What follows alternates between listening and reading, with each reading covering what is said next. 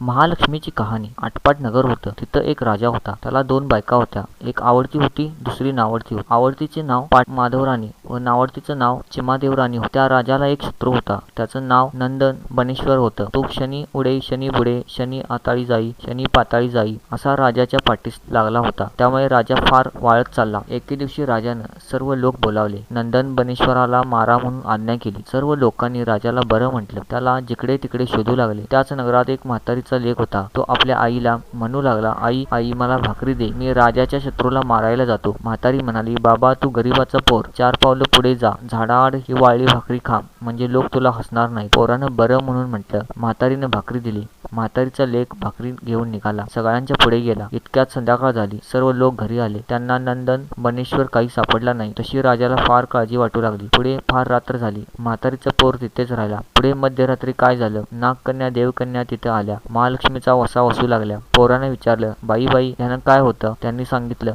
पडलं झडलं सापडतं, मनी चिंतलं कार्य होतं. इतकं ऐकल्यावर तोही त्यांच्याबरोबर वसा वसू लागला. पूजा केली, घागरी फुंकल्या, पहाटेस उत्तर पूजा केली. जशी पहाटेस महालक्ष्मी माय कोल्हापुरा जागती झाली तसा नागकन्या देवकन्यांनी आशीर्वाद मागितला. तसा ह्यानेही मागितला. तसा देवीनं दिला. राजाचा शत्रू मरेल, तुला अर्ध राज्य मिळेल, अर्ध भांडार मिळेल, माडीशी माडी बांधील, नवल वाट नाव ठेवील. तो वैरी डावा पाय मस्तकी घेऊन उद्या राजाच्या अंगणात मरून पडेल, असं म्हणून देवी अदृश्य झाली. म्हातारीचा पोर घरी आला. दुसऱ्या दिवशी राणी पहाटे सुटली. परसात आली. राजाचा वैरी मेलेला पाहिला. तिला फार आनंद झाला. तशी तिनं ही गोष्ट राजाला जाऊन सांगितली. राजानं चौकशी केली. म्हातारीचा पोर सगळ्यांच्या मागं होता. त्याने याला मारलं असेल असं लोकांनी राजाला सांगितलं. राजानं त्याला बोलावून न धाडलं. म्हातारीचा पोर राजाच्या घरी आला. त्यानं राजाला विचारलं, राजा आळ नाही केला, अन्याय नाही केला, मला इथं का बोलावलं? राजा म्हणाला, भिवू नको, माझा वैरी नंदन बनेश्वर याला कोणी मारला?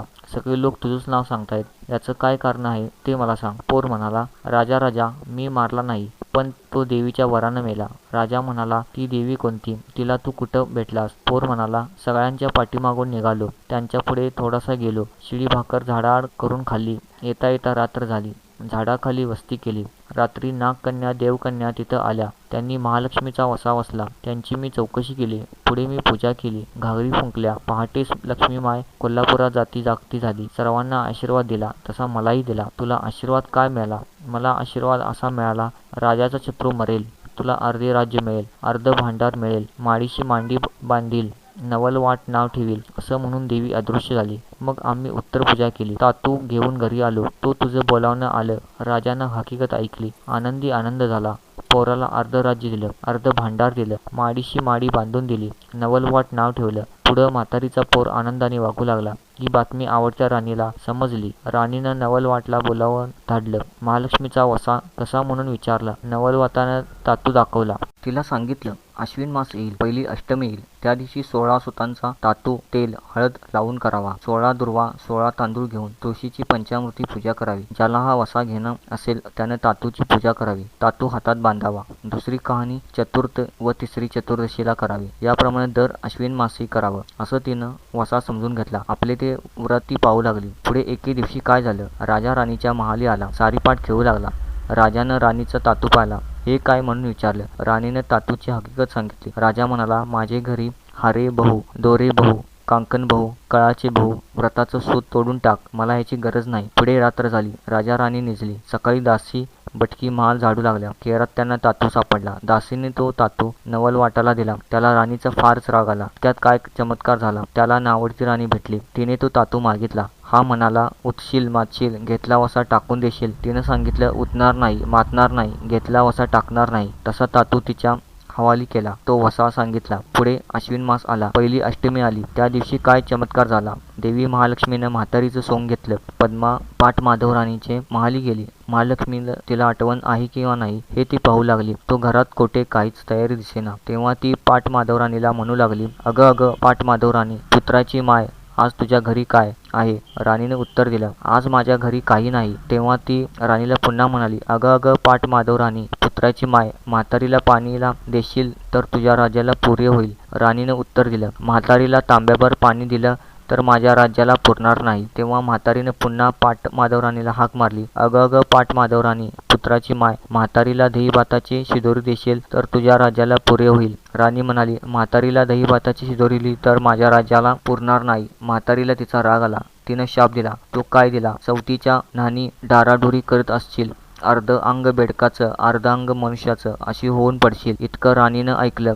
ती खदाखदा हसू लागली. पुढे म्हातारी निघून गेली. ती चिमादेव राणीच्या महाली आली. इकडे तिकडे पाहू लागली. तो तिला जिकडे तिकडे गडबड दिसली. एकीकडे पूजेचे साहित्य दिसलं, दुसरीकडे महालक्ष्मीचा मुखवटा मांडलेला पाहिला. तिनं चिमादेव राणीला विचारलं, अगं अगं चिमादेव राणी, पुत्राची माय, आज तुझ्या घरी काय आहे? तिने उत्तर दिले, आज माझ्या घरी महालक्ष्मी आहे. तेव्हा म्हातारी म्हणाली, कशानं ओळखावी, कशानं आणावी, कशानं जाणावी? ती सकाळी कुवारीन झाली, दुपारी सवाशीण झाली, संध्याकाळी पोक्त बायको झाली. अशा तिन्ही कळा तिला पालटून दाखवल्या. नंतर राणीनं तिला घरात बोलावलं, नाऊ माकू घातलं, पितांबर नेसायला दिलं, चौरंग बसावयास दिला. राणीनं व नऊ वाट्यानं तिची पूजा केली. संध्याकाळ झाली. ती देवीसमोर घागरी फुंकू लागली. तसा घागरीचा आवाज राजाची कानी गेला. धुपाचा वास महाली आला. तशी राजानं चौकशी केली. शिपायांना हाक मारली. नावडतीच्या घरी आवाज कशाचा येतो आहे, तो तुम्ही पाहून या. शिपाई नावडतीच्या घरी आले. महालक्ष्मीचं दर्शन घेतलं. तसेच ते परतले. राजाची महाले आली. पाहिलेली सर्व हकीकत त्यांनी सांगितली. तसा राजा म्हणाला, मला तिथं घेऊन चला. शिपाई राजाला घेऊन राणीकडे आले. राणीनं पंचारती ओवाळली.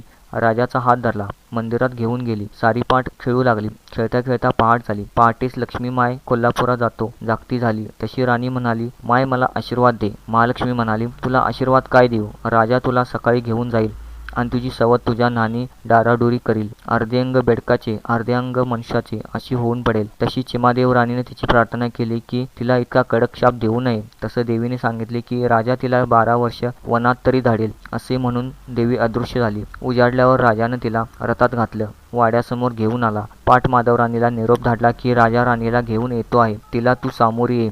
तशी ती फाटकं तुटकं नेसली. घाणेरडी चोळी अंगात घातली. केस मोकळे सोडले. कपाळी मळवट भरला. जळतं खापर डोक्यावर घेतलं आणि ओरडत किंचाळत पुढे आली. ती राजानं विचारलं, ओरडत किंचाळत कोण येत आहे? भूत आहे की खेत आहे? शिपाईने सांगितलं, भूत नाही, खेत नाही, तुझीच राणी तुला सामोरी येत आहे. राजा म्हणाला, तिला रानात नेऊन मारून टाका. असा शिपायानं त्यानं हुकूम केला आणि आपण उठून महाली आला. राजा राणी सुखानं नांदू लागली. इकडे शिपाईने पाट माधव राणीला रानात नेलं. तिला राजाचा हुकूम सांगितला. राणी मुळमुळ रडू लागली. तसं शिपाईने सांगितलं, बाई बाई रडू नको. आम्ही तुझ्या हातचे खाल्लेले प्यालेले आहोत. आमच्यानं काही तुला मारवत नाही, म्हणून आम्ही तुला सोडून देतो आहोत. पुन्हा तू या राज्यात काही येऊ नकोस, असे ते म्हणाले. राणीला तिथेच सोडून ते निघून आले. नंतर ती तशीच फिरता फिरता एका नगरात गेली. पहिल्यानं कुंभाराच्या आळीत गेली. तिथं नव्या राणीला नवा कळस घडवीत होते, परंतु एकही कळस उतरेना. तेव्हा त्यांनी चौकशी केली.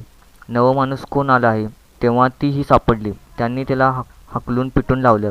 पुढे ती कासाऱ्याच्या आळीत आली. तो तिथे नव्या राणीला नवा चुडा करीत होते, पण एकही चुडा उतरेना. तेव्हा चौकशी केली. नवं माणूस कोण आले आहे? तेव्हा ती सापडली. लोकांनी तिला तिथून हाकून पिटून लावलं. तिथून ती निघाली. ती सोनाराच्या आळीत आली. तिथं नव्या राणीला नवा दागिना घडत होते, तो एकही दागिना उतरेना. तेव्हा त्यांनी चौकशी केलं. नवं माणूस कोण आला आहे? तेव्हा ती सापडली. त्यांनी तिला हकलून पिटून लावलं. तिथून ती निघाली. साड्याच्या आळीत गेली. तो तिथे नव्या राणीसाठी नवा साडा विणत होते, पण एकही साडा उतरेना. मग त्यांनी चौकशी केली. नवं माणूस कोण आले आहे? इकडे तिकडे ती पाहू लागले. तेव्हा तीही सापडली. मग तिला तिथून हाकून पिटून लावलं. पुढे ती रानात निघून गेली. जाता जाता तिला एका ऋषींची गुफा दृष्टीस पडली. तिथे ती गेली. ती ऋषी ध्यानस्थ बसले होते. ती तिथंच राहिली. ऋषी स्नानाला गेले म्हणजे ती आपले झाड सारवण करी आणि पूजेत मांडून ठेवी. अशी तिने 12 वर्षे सेवा केली. ऋषी प्रसन्न झाले व म्हणाले, इथं झाड सावरण कोण करत आहे, त्यानं माझ्यासमोर यावं. तशी ती ऋषींच्या पुढे आली. तिने नमस्कार केला. ऋषींनी झाड सावरण्याचं कारण विचारलं. ती म्हणाली, मला अभय असेल तरच मी सांगते. ऋषींनी तिला अभय दिले. राणीने पहिल्यापासूनची सर्व हकीकत त्यांना सांगितली. ऋषींनी पोत्या पुस्तक वाचून पाहिले. तो तिच्यावर महालक्ष्मीचा कोप आहे असं समजलं. ऋषींनी तिच्याकडून महालक्ष्मीची पूजा करवली. रात्री घागरी फुंकविल्या. पहाटे लक्ष्मी माय कोल्हापुरात जागती झाली. तसा राणीनं तिला आशीर्वाद सांगितला. देवी रागावली होती. ऋषीने देवीजवळ क्षमा मागितली होती. तेव्हा देवीने उशाप दिला, या झाडाखाली सगळी तयारी कर. पाय धुवायला पाणी ठेव, चंदनाची उटी ठेव, फराळाची तयारी कर, कापुरी विडा ठेव, वाळ्याचा पंखा ठेव. त्या सगळ्याला तुझ्या हातचा वास येऊ लागेल. राजा इथं आज उद्या येईल, तहानलेला असेल. त्याचे शिपाई थंड पाण्याचा शोध करतील. ते ही सगळी तयारी पाहतील. राजाला जाऊन सांगतील. नंतर राजा इथं येईल. त्याप्रमाणे दुसऱ्या दिवशी तिथं राजा आला. थंडगार छाया पाहिली. स्वस्त बसून विश्रांती घेतली. नंतर पाय धुतले. पोटभर फराळ केला. पाणी प्यायला. कापुरी विडा खाल्ला. आत्मा थंड झाला. पुढे राजाने शिपायांना विचारलं, इथं मी पाणी प्यायलो, फराळ केला, विडा खाल्ला, या सगळ्याला पाटमाधवराणीचा हातचा वास कसा आला? शिपाई म्हणाले, तुम्ही अभय देत असाल तरच आम्ही सांगतो. राजाने त्यांना अभय दिलं. तेव्हा शिपाई म्हणाले, आम्ही तिच्या हातचं खाल्लं प्यालं. आमच्याकडून तिला मारवणं झालं नाही, म्हणून आम्ही तिला तसंच सोडून दिलं. राजा म्हणाला, असं असेल तर तिचा तुम्ही आसपास शोध करा. शिपाई निघाली. ऋषीच्या गुफा पाहिल्या. तेव्हा तिथं ती सापडली. ती राजाला जाऊन शिपायांनी सांगितलं. राजा उठला. ऋषीच्या गुफेत गेला. त्यानं त्याचं दर्शन घेतलं. ऋषींनी त्यांना ओळखलं. त्याला सगळीच हकीकत सांगितली. पुष्कळसा बोध केला. राणीला नमस्कार करायला सांगितलं. नंतर तिला राज्य हवाली केलं. तसा उभयंतांनी ऋषींना नमस्कार केला. ऋषींनी त्यांना आशीर्वाद दिला. पुढे राजाने तिला रथात घातलं. आपल्या नगरीत घेऊन आला. बाहेर रथ उभा केला. राणीला निरोप पाठविला. पहा, पाटमाधवराणीला घेऊन येतो आहे. त्याला तू सामोरे. तशी राणी निघाली. माकली, पितांबर नेसली, शाल जोडी पांघरली, अलंकार घातले, नगराच्या नारी बरोबर घेतल्या आणि वाजत गाजत राणी समोर गेली. राजाने विचारलं, वाजत गाजत कोण येत आहे? नागकन्या की देवकन्या? तसं शिपायांनी सांगितलं, नागकन्या नाही, देवकन्या नाही, तुझीच राणी तुला सामोरी येत आहे. तेव्हा राजा पाटमाधवराणीला म्हणाला, तू जर अशीच सामोरे आली असतील तर तुला इतके हाल भोगावे लागले नसते. राणी उगीच बसली. राजाने चिमा देवराणीला उचलून रथात घेतलं आणि दोघीसह वाजत गाजत नगरात आला. सुखानं रामराज्य करू लागला. जशी पाटमाधवराणीला महालक्ष्मी माया कोपली, तशी तुम्हा आम्हावर न कोपो. ही साठा उत्तराची कहाणी, पाचा उत्तरी, सुफळ संपूर्ण. तात्पर्य, देवीची भक्ती सर्व काळी सारख्याच भावाने करावी. अडचणीच्या वेळी त्याला प्रसन्न करण्यासाठी व्रते उपोषणे करावी आणि मग बरे दिवस आल्यावर देवाला विसरावे, हे चांगले नाही.